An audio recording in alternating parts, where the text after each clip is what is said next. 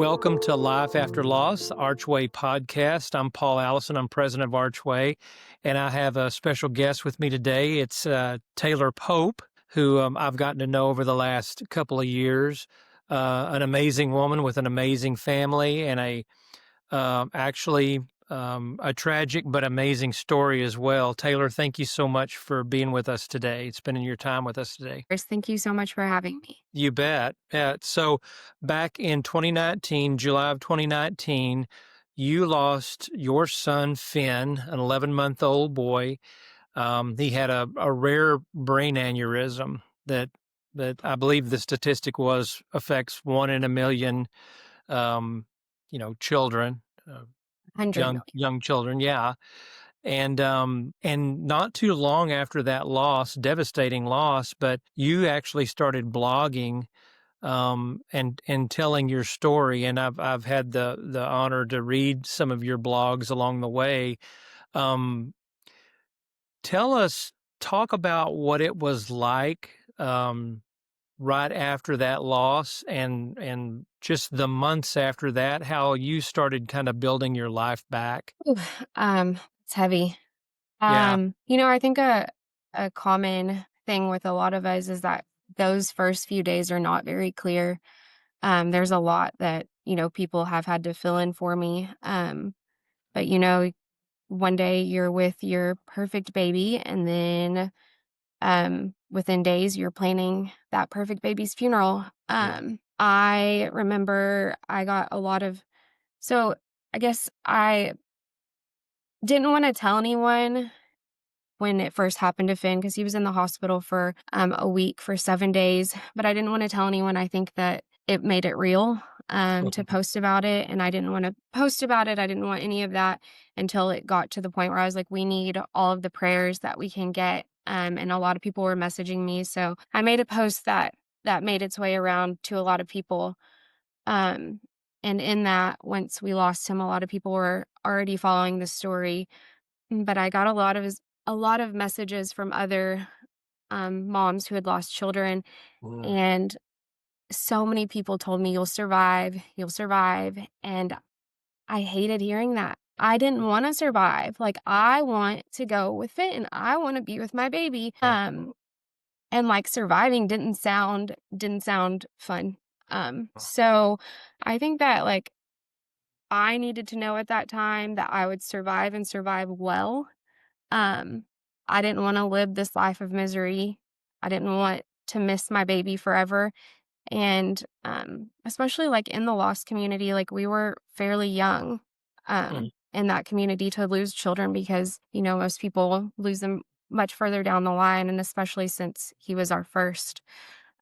So I was pretty miserable. We were both pretty miserable, but I think that what got me through was in one of my first blogs was just like looking for all the signs that God was in our story. Uh-huh. And like the more I found God in all of those moments, like his hospital number or Mhm. there I wish I probably should have went back and refreshed my memory, but there were just so many little signs that I just knew that my baby was with God, and, there's always hope in that because there's hope to see him again. Right. So, Yeah. but I don't know if that answered your So question. when did those words, when people would say, you're going to make it through this, you're going to survive, when did those words start hitting home and actually having meaning to you? I know it was raw and hard at first and you didn't believe it, but at some point, I think you probably started believing, I might make it through this. Do you remember a time frame or? I I think I would ask people, like, "But are you happy?" Like, because even now, like, I don't tell people, when they reach out to me or when I've reached out to people, like, I don't tell people they'll survive. I say, "You will survive and you will live a good life." Like, I think that I had to rephrase that in my head because, like, we don't wanna survive. No one wants to survive that. Yeah. I think I needed to know that I would survive well. So, I think once I started hearing from people, that had lost someone and that were living a life that they found joy in, Mhm. I think that that's when it clicked for me. Wow. Okay. Yeah. Yeah. And I think that's one of the things when our organization talks about hope. Um, from all the people we've talked to, that it is like, no, we don't want to just make it to the Yeah. next day. We would like to find joy and laughter and some happiness in life, along with the sadness that's going to be Yes. there. But want to Yeah. find all that again. So that first blog, how long was it after his passing that you wrote that first blog? Is it a Not sure. I can look, but I think for it was weeks, wasn't it? It wasn't it really soon after? when we first talked, I thought it was, like, days, and then when I went back and looked, I was like, "Oh, it was a little bit further out." Yeah, Let me just look. I mean, it was very soon after, but I think in my head, soon was, like, the day after. yeah. Oh, so it was August 16th, and, technically, I guess we lost him the 30th or the 31st. Mhm. So it was a Wow. couple weeks. Yeah. Well, you're a good writer, that's for Oh, sure. thank you. But, yeah, and then, a couple of months after he passed, you got some really exciting news, didn't you? Yeah, we found out we were expecting very, very soon after. That was really hard, though. I mean, like, Yeah.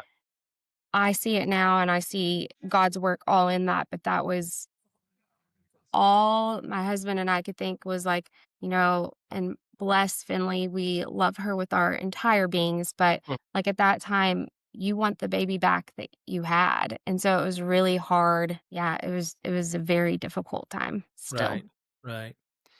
Um, Now how old are you have 2 or 3 children now? Uh, Finn has two siblings. Okay, alright, gotcha. Um, and what are their ages? Finley is 5 and Foster is about to be 3 next month. So, Okay, but then you're a busy person, aren't you? yes. Yes, thankfully so. Yeah. Well, going back now, Finn was an organ donor, is that correct? Yes. And through the blogs, and we'll give people the link to the blogs, because they really are amazing. Um, are you able to tell us a story about meeting Grace and that experience? Sure. So actually before I started writing blogs, before anything, I sent letters to all of the organ recipients. I probably like the week that we got home from the hospital. That was like the first thing I did. Um I'm a fixer, like, I wanna fix things, so, like, in my eyes, reaching out to them and having a piece of Finn would help heal us and fix us. So I reached out through organ donation, you have to go through that, organization, so you don't, like, get their information directly, obviously. Mhm. So I sent the letters off, and we very quickly heard back from the 2 other recipients.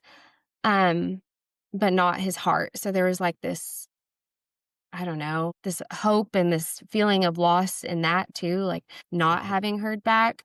And then in all the ways that God has shown himself, we and Finn, we actually got the letter back from the heart recipient on one of his birthdays. Like on the exact birthday, we got a letter in the mail, which is not intentional because it has to go from them to the organ donation place to us. Mhm. And I just remember seeing the letter and like, you see who it's from. I saw the organ donation place stamped on the front and I was like, no way. Like it's his birthday. And I remember getting it out of the mailbox and just like sitting down on the porch right there and out dropped a picture of her and her family. And she just went on and on about how thankful she was and um anyway, so that was gosh, that was maybe 3 years ago, 4 years ago. Mhm. And we sat on that letter for a while because I think that I wanted it to be this, like, huge healing thing, and as amazing as it wasn't Finn still.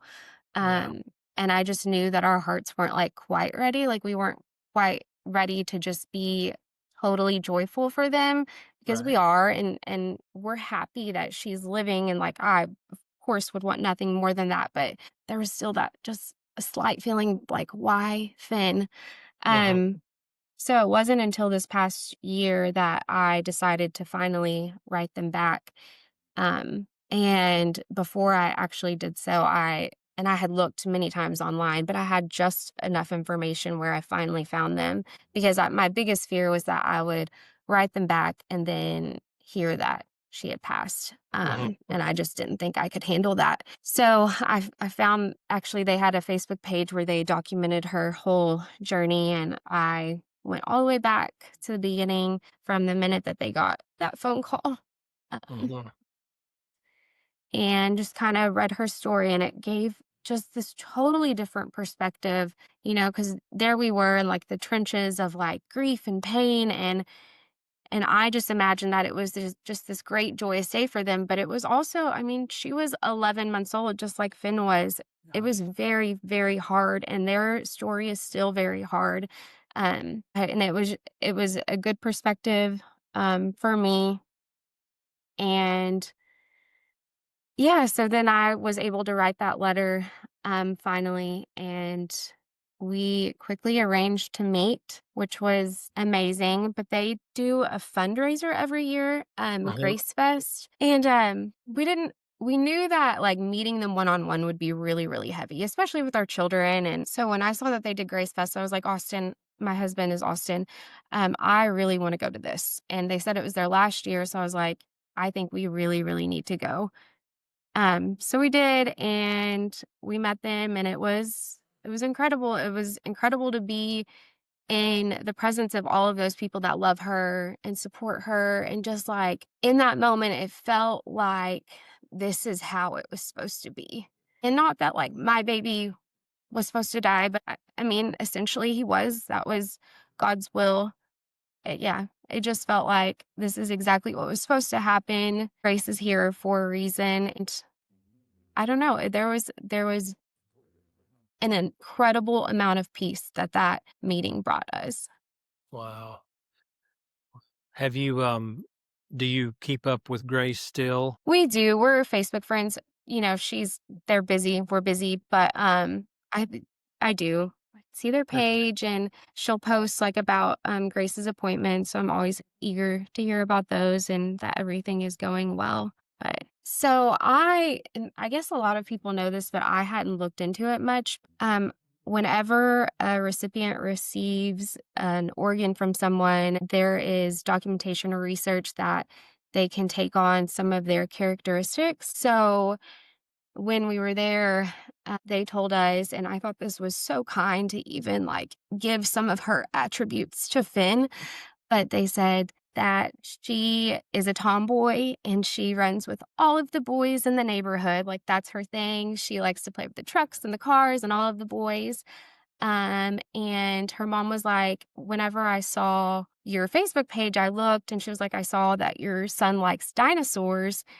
And she said, Grace is obsessed with dinosaurs. She loves dinosaurs. And she was like, I just can't help but think the dinosaurs and the running with the boys is Finn and her. And I still like, we never got to know what he was interested in. Mm. And to even think like that could be a little piece of him was like the most incredible gift they could have given us. Wow. So That it is was really, amazing, and really, really special. I've heard of that. I've heard Mhm. that. I've seen stories about that. I think it's a real thing, so For sure. that has to be pretty special to know that, that he is alive and well, not only with God, but he is alive and well with her too, so, For sure. yeah. Yes. Um, and then I'll just go back and ask, what are some of your joys right now and some of your hopes for the future, as you continue to move forward? It's weird. For so long, like I just didn't feel like normal, like a normal mom. I was ridden with anxiety. The first year of Finley's life was dang near as hard as just at like after losing him. It was hard, hard because we were so scared. And that was when COVID was just crazy. So we had so much fear. And so like now, and they say the 5-year mark is where it kind of turns. And Mhm. I truly believe that last year I felt like I could just be a normal mom. Like I could be a little bit annoyed by my children and not feel guilty about it. They could talk a lot or say mommy 800 times, even though I wish I could hear Finn say mommy, but like that was okay. And I gave myself permission to just like be a normal mom and not have, and obviously, like I will never be who I was before, and hopefully most ways in better ways. But yeah, just my hope is just that we're able to live as normal lives and just truly embrace and enjoy our children and also just continue Finn's legacy. Um, I promised Finn right when we lost him that his life would make me better and not bitter. And so in everything I do, I really try to do it as Finn's mom. Um, but also as a normal mom. So we're continuing his scholarship, and just his birthday every year, we do a little celebration. So just finding ways to incorporate him in our lives, but not let it overshadow our other children as well. Finding that balance, which I really feel like we have struck that balance, and I'm just really, really happy. Wow. Well, you look Really. happy. It's Oh, thank you. obvious. And Oh, you know, I interviewed somebody last week who had lost a spouse, and she talked about being able to be happy and also continue, a grieving process that mhm. really doesn't end, but that it can all coexist and it can all Yes. work together. Yes. Um, do you have what advice, if any, what advice would you give to someone who lost a baby or a young child and is in those early stages of their new normal and they have no idea what to do or where to turn? Do you have any advice for them? I do. I think that it's really, really important to, and everyone says this, like take it day by day, take it hour by hour. But when I would think about like 5 years, oh my gosh, 5 years without him, when I would really think and spiral about those long periods of time without him is when I would just lose it. But when I like took a moment and I would even pray to reset, like, God, please just let me get through this next minute. Let me just get through this next minute without completely losing it and just like resetting and remembering that I'm in this moment right now. I don't have to worry about 5 years down the line. I just have to survive this moment. And, the moments got longer. I could make it an hour and then I would pray for that hour. Um, but really just like not thinking about the future because we don't know what the future holds. And I could have never, ever imagined it could be this great, and that I Mhm. could survive this well. And you don't know at that time. And it sounds dreadful, but really, if you reset and try to be in that moment and survive that moment, you'll finally get to the good. Yeah, So. that's good. That's great advice. I think people are going to need to hear that. So, well, I really appreciate you being with us. And I would encourage people to go and read your blogs. They are so well written. There's so much good information in there. It's a hard story, but it's a beautiful story. And what is that link to your blog? It is finnthehero.com. Fennthehero.com, and we're going to put that in our caption um, when we post this podcast. Uh, Taylor, thank you so much for being Thank with us. We really you. do appreciate it. You're a beautiful person. You have a beautiful family, and Finn was and is a beautiful boy. So thank you so much. You very, very much.